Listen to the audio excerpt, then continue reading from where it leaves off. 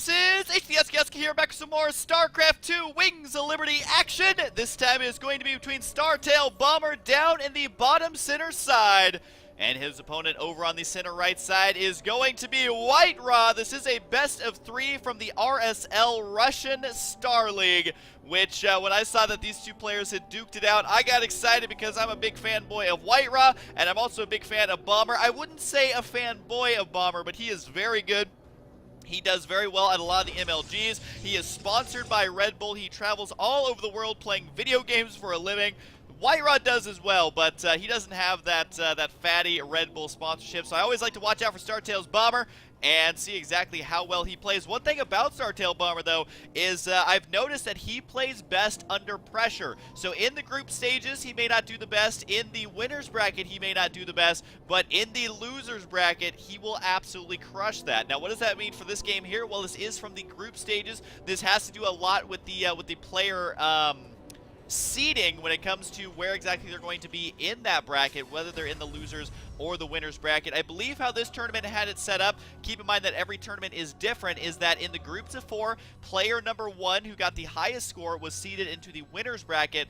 The person in the second place, so the second place there, was put into the losers bracket, and then everyone else did not qualify for that bracket. So it eliminated half the players right out of the gate.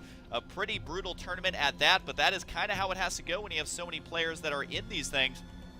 Now, for those of you who don't know, the RSL still is taking place. They play games about once a week. They're getting very, very close to the finals, though, and I think they still have a lot of the lower bracket to kind of figure out here. But anyways, I think it's $3,000 for first place. Overall, though, quite a lot of money for this entire tournament, as I think they paid out through like the top 10 or top 12 or something like that. I forget the exact amount, but either way, they're paying out to a lot of different people, and which is awesome because a lot of tournaments will just pay first, second, and third, but some tournaments, like MLG, for example, will pay top 16. Now, we do have the barracks going to be going down, as it is in the center of the map here. This is actually going to be a 2-racks versus a Protoss. Hopefully Whitera is going to be prepared for something like this. It does look like the probe right there, not able to see too much, but is able to see the basic wall in there.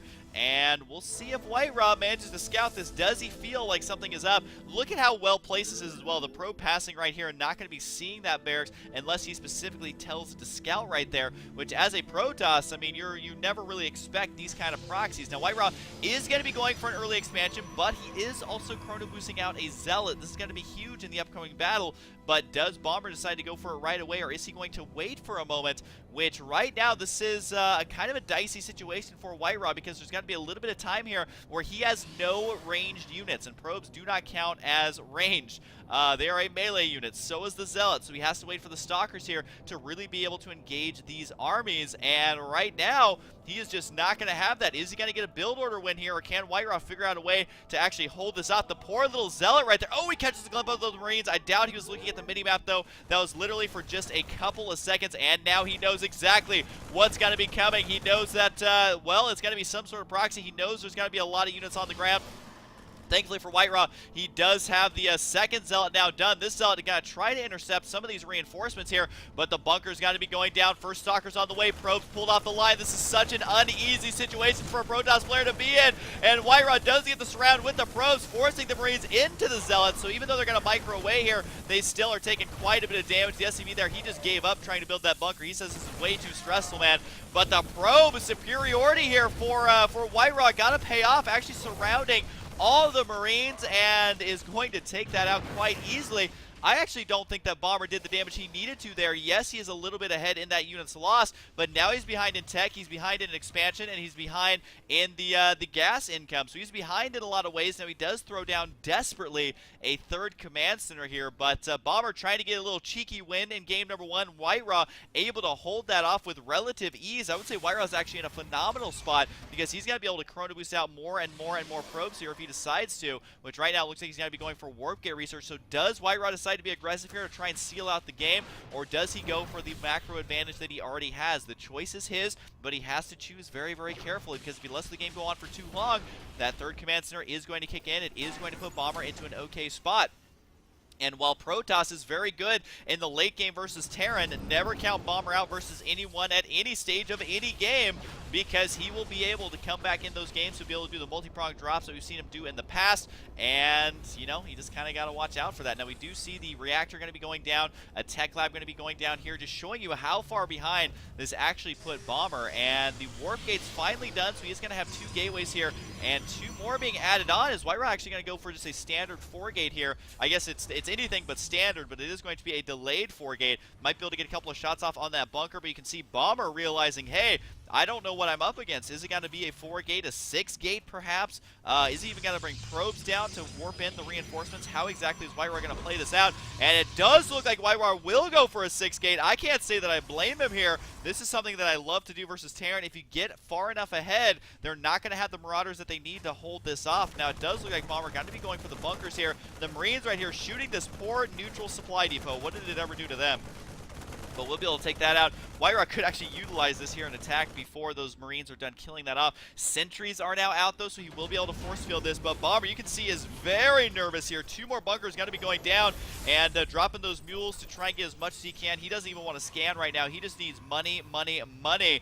And unfortunately for him, he's only got the 3 barracks here, and this command center right here ended up kind of being a waste right now. If Whitera actually manages to get the pylon up immediately and warp in a big wave of units and then go for it, he could punish the fact that Bomber not only tried to rush him, but also went for the early 3rd Desperation Command Center. That's a risk that Bomber had to take. So this is looking really good for Whitera, but does he chrono boost those warp gates in time? I think that's going to be the best option for him. He does decide to go for it right here, though. Going for the bunker in the back. I think he wants to go for the one in the front first, and he does take that down. That Zealot's going to die immediately, but so are the Marines, and Whitera could actually destroy these destructible rocks down here as well. Decides to go for these ones just so we can get a bigger concave. I think going for these ones down here, though, is the smarter choice. You cannot repair these, so that means that you're going to be under attack right away. And yes, you can have a lot of bunkers in position, but is it going to be enough to protect your expansion over here? You can see Bomber desperately trying to drop these down. This is about as many bunkers as you will ever see in any game. I don't care what race it is, as long as there's one Terran in the game. And the rocks are going to get taken out. Does Whitera warp in more units? Does he expand? He decides to actually go for a 3rd base here. So he's doing a little mix of both, keeping his supply advantage, keeping his economy advantage, but also trying to do damage here. You can see right there, forcing the cancel. That's going to be 50 minerals. Forcing these units to transfer away. That's going to be a couple hundred resources. There's a force field there to try and trap some units. Not able to do that much damage, but guess what? He's already forced those units away, and Bomber, he's going to be scrambling around to try and figure out exactly how to recover from this. And this shows you that if you do some sort of cheeky, almost, I wouldn't call it an all-in, but it definitely was a cheeky build and a little bit of a cheesy build. If you do something like that and the player holds it off, then you are going to be in a world of hurt, and right now that's exactly what we're seeing Bomber do. I don't even know if drinking Red Bull, man, is going to get him out of the pit that he's in, because, yes, Red Bull gives you wings, but does Red Bull give you lots of Marines and Marauders? Well, we're about to find out here as Bomber is trying to decide just that. Now, he needs to build a couple of supply depots here. He does have 3 on the way, Medevac's on the way, and, you know, Bomber is going to get into that position that he loves to be in, or really every Terran loves to be in, where your combat shield, Marauder slow, 1-1 is done, plus stim, and your Marine and Medevac are starting to be reinforced by the Medevacs. That's still going to be a strong timing for Bomber, and don't count him out by any means. However, Bomber actually moving out in the center of the map with these units here. I'm not quite sure what the point of this is. This is actually just kind of silly, because these units are going to come back up here, reinforce and kill this off quite easily, so I don't really know what Bomber was thinking here. It does look like he will be able to get away, though. One more stim can save almost all of these units, but there he goes right there. A couple of the other guys too low on HP to take any more drugs. And it does look like the Destructible Debris going to get taken out here by Whitera. Now, the important thing is that Whitera is still teching right now, whereas if he would have just stuck with pure gateway units with no kind of fancy upgrades like Zealot Legs, for example, like he just finished, then he would be in a lot of trouble. I think getting the Dark Shrine is a beautiful play as well. This is not one of those win behind Dark Shrine moments. This is one of those moments where Whitera has a little bit of extra gas, but also has some extra minerals here, so he can begin getting those Archons. Now remember, if you get it through a Dark Shrine, the Archon costs more minerals as opposed to more gas through the Templar Archives. A minor attack in the center here, but it could turn into a major battle. Can Whitera get the force fields there? Notice how Bomber stays until the very last moment that he possibly can before those force fields arrive, just to do as much DPS as possible. The Medevacs, though, are going to be very low on energy here if he decides to continue engaging this, and for now, it does, though, look like Whitera is going to go ahead and back out. I think this is the smart choice. I think he should wait for a couple of Archons here to absorb the damage, because Bomber is not going to have the DPS he needs with just +1/+1. Whitera, yes, he is at 0-0, but let's take a look at the army supply, 78-60, and that's going to involve some DTs or Archons pretty soon.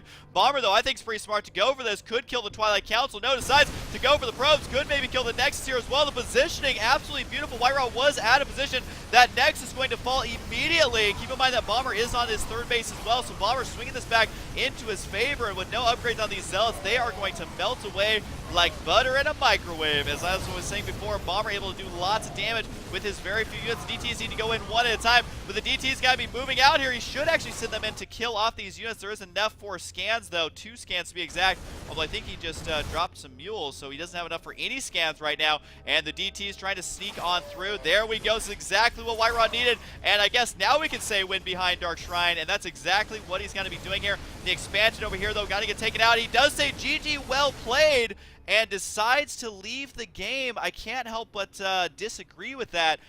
Just because he did have a chance to do some damage with these DTs, I highly doubt he would have been able to kill his opponent. But at the same time, if Whitera was able to hide some gateways, he could have still done quite a bit. However, I mean, facts are facts. 80 army supplied, only 18. Yes, he could have done some damage with the DTs. I don't think it would have been enough to win the game. There was no energy for scans, I think, on any of these command centers, so he would have killed some. You can see the bunker going to be protected here by that missile turret, so, you know, not going to be able to do, I think, the game-breaking damage he would have liked.